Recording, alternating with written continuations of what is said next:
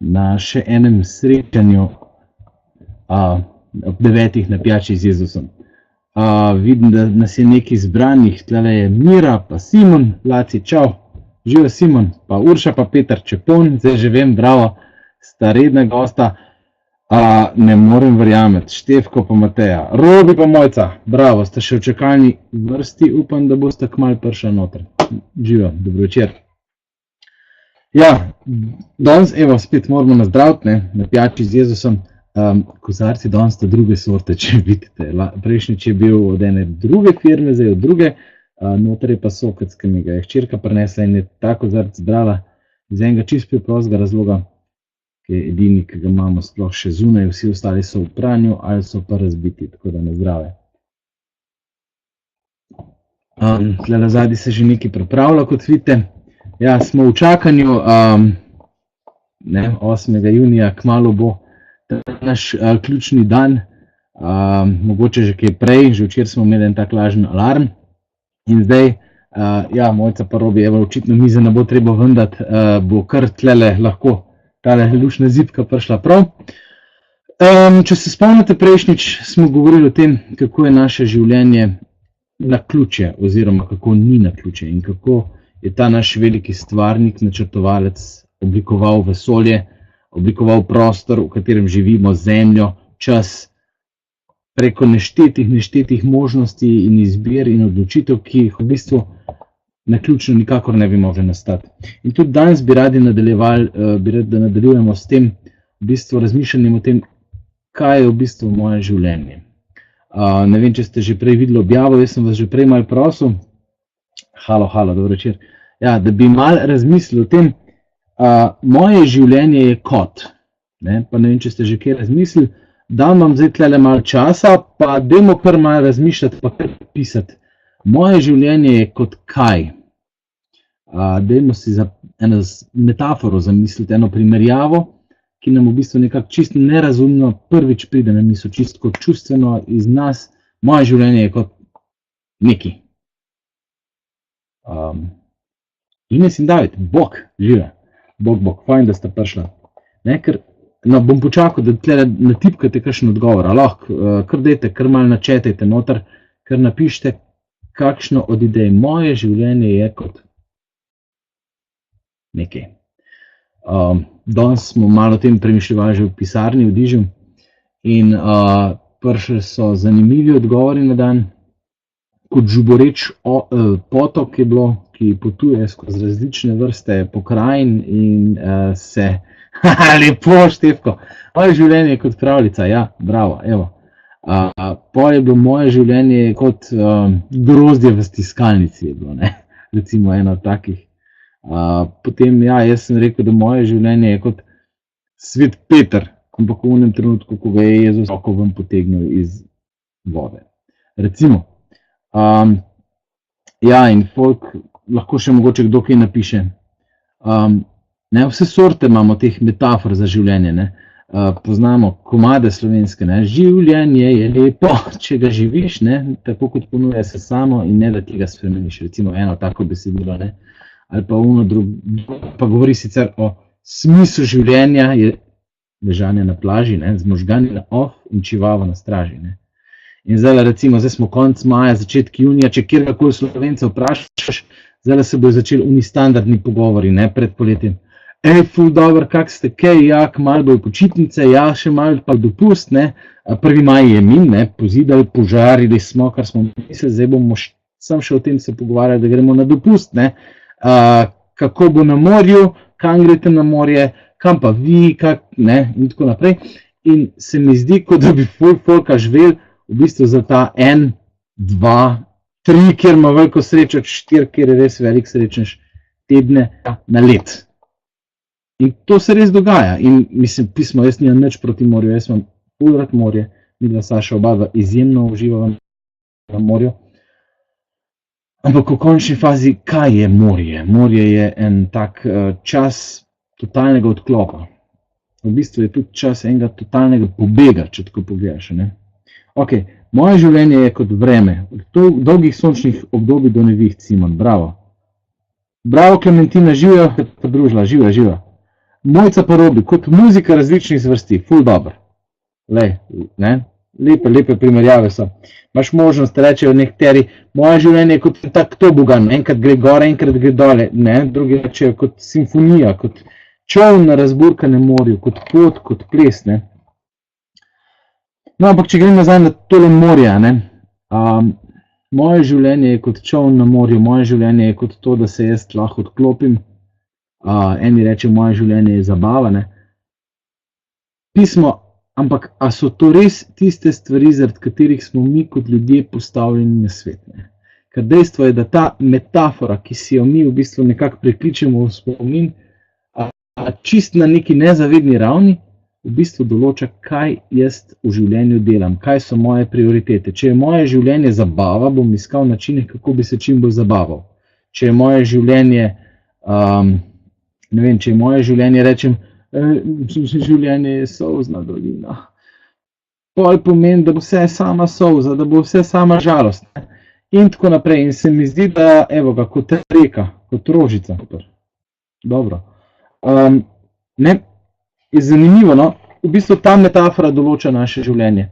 Dajmo si prebrati eno tako spodbudo, ki je v Jakobovem pismu in ki v bistvu pravce Jakobovega pisma že takrat sprašuje o tem, kaj pa je vaše življenje. Čakaj, pa probajmo danes tole podeliti. Zadnjem, če nam ni uspelo, poskusimo še enkrat, mogoče bo tokrat šlo. Get response se dogaja.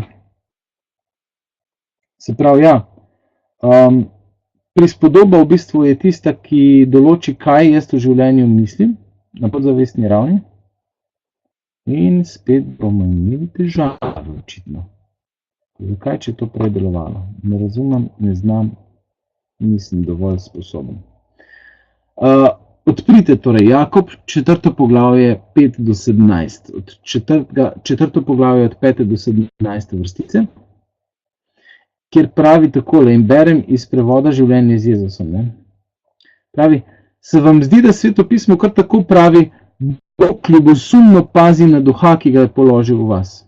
Vendar pa še bolj kot to drži, da pri Bogu najdemo nezasluženo dobroto, saj Sveto pismo pravi tudi, ljudem, ki si domišljajo, da nekaj so, se Bog postavlja po robu, tistim, ki se zavedajo svoje majhnosti, pa daje svojo čudovito dobroto.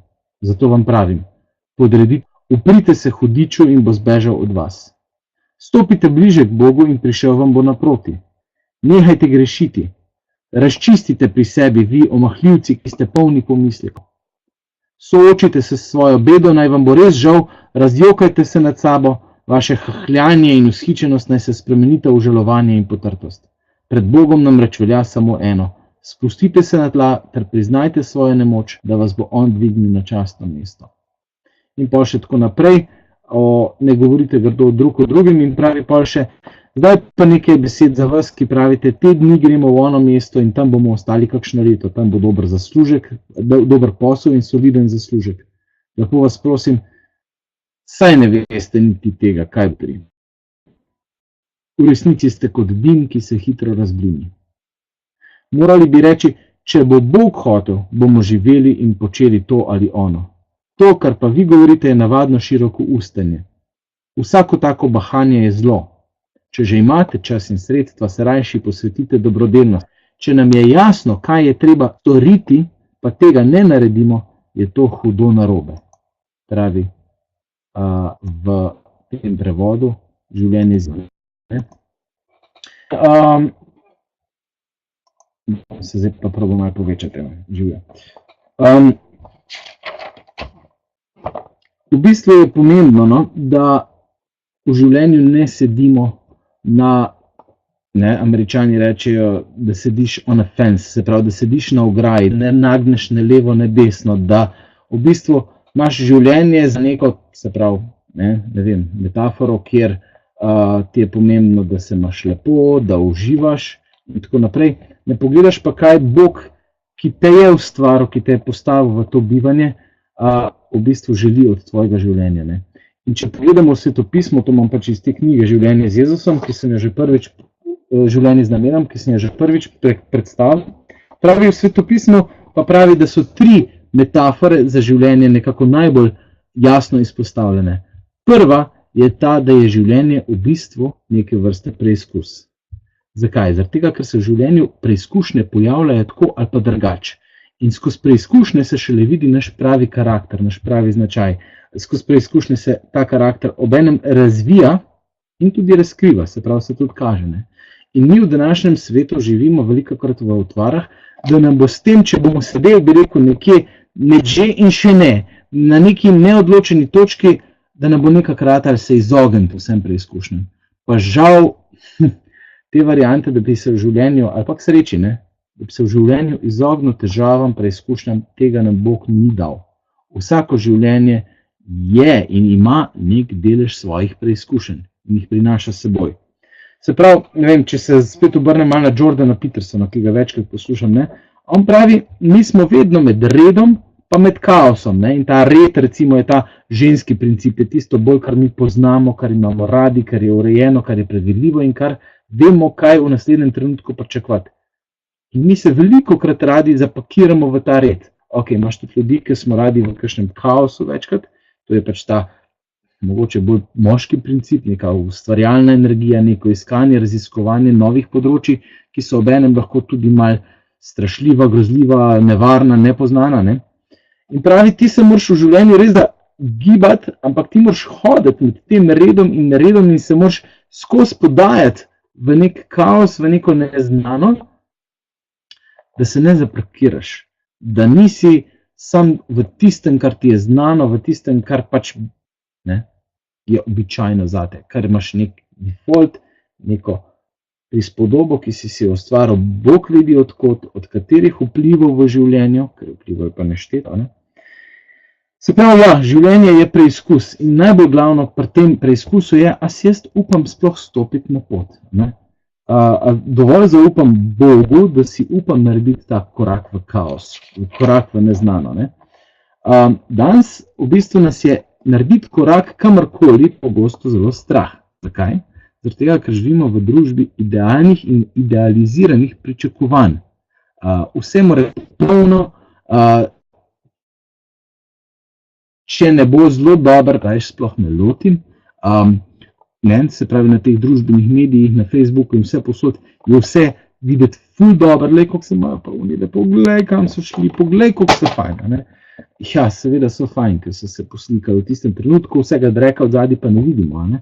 In vedno je kakšen drek od zadaj, vedno so problemi in ljudje smo poklicani, da stopimo, da sploh kristjan, da z neko pogumno držo stopiš v bistvu za Jezusom, po poti, ki ti je on začrtal. In že sama ta hoja, ta pot je smiselna, je užitek neke vrste. Ne? In ja, nikoli ne bojo točno tako obrne, kot smo se mi zamislili in želeli, ampak vedno se bo pa to potovanje izkazalo in ta napor, ki ga bomo v nekaj dali, ne, se bo izkazal za vredenega, za pravilnega. Nikoli ne bo življenje nekako brez trpljenja, tudi kadar se boš v neki podal, nikoli ne boš čist zabluzil, vedno bo neki prav. Ne? In treba je jeti. Drugi princip, ki se to pismo omenja in pravi Rick Warren v tej knjigi, je oskrbništvo. V resnici je vse božje, v resnici je vse izposojeno, nič ni zares tvojega. V bistvu ti to na nek način olajša zadevo. Zakaj? Pismo iz istega razloga idealnosti. Jaz, če mislim, da sem jaz idealen, pa da je vse od mene odvisno, pa si res ne bom nič upal. Tako kot pravi ta odlomek, ki smo ga brali. Kdo si? Kaj si? Jutri te lahko ni. Poli pa je več odvisno od Boga in pa se jaz lahko tudi bolj na Boga zanesem in naredim pač z njegovo pomočjo nekaj. Ne? Dano mi je čisto vse, vse, kar jaz materialno imam, kar fizično imam, kar zgledam, prav ne moreš se za en komolc povečati, podaljšati, dobro, lahko me razhujšil, to je moje. Ne? Peterson prav, če ti veš, da nekaj moraš popraviti, pa se ti zga loti pa poprav, ali pri sebi, ali pa v svetu. Loti se pa nekaj naredi, just do something, pravi. Ne? Se pravi, imamo stvari, ki so dragocene, ki nam jih je Bog zaupal in ki smo poklicani, da jih delimo. Tretja stvar, to pa pravi v drugem pismu, Korinčanom 4:8, ker se ne oziramo na to, kar se vidi, ampak na to, kar se ne vidi. Kar se namreč vidi, je začasno, kar pa se ne vidi, je večno. Pravi, tretji princip, tretja metafora, ki jo Sveto pismo omenja, je pa to, kar smo tudi pri Jakobu brali. Življenje se ne konča s smrtjo, takrat se šele zares začne. Naše življenje tukaj zdaj je priprava na večno življenje. Je priprava na to, da bomo nekoč z Bogom. In tako, kot se zdaj mi pričakujemo tega našega dojenčka, da se bo rodil, tako na oni strani pričakujejo nas, da bomo enkrat prišli tja. In s tem je povezana naša temeljna identiteta. Mi nismo tle doma, mi se ne smemo pretirano navezati na to zemsko uspešnost, materialne stvari, dosežke, pa tudi na počivanje, pa tako naprej. Ne. So tega malega spovednika iz Padove, sveti, ki je bil iz Črne gore doma. Kdo mi bo zelo napisal, pa mi bo pomagal. Skratka, so ga vprašali, kdaj bo počival, pa prav, da bo v nebesih počival, da vzema za delati, da vzema on za spovedovati. Ne. Se pravi, on je živel za občinstvo enega. On je živel za Boga. Se pravi, ogromno pritiska, ogromno stresa nam lahko pade z ramen, če živimo obenem v luči večnosti, pa obenem v neki korajžni luči, da gremo, naredimo, kar je v naši moči z Božjo pomočjo, in to je to. Tako da hvala lepa, da ste bili zdaj zraven. Čas je, da zaključimo, 15 minut je mimo. Sem še enkrat lepo vam želim, da se imate lepo, pa se morda vidimo čez 14 dni, ali bo pa z vami kdo drug, ali bomo pa preskočili, bomo še videli, kako bo s tem zaradi rojstva in vsega. Veliko blagoslova, živijo, z Bogom.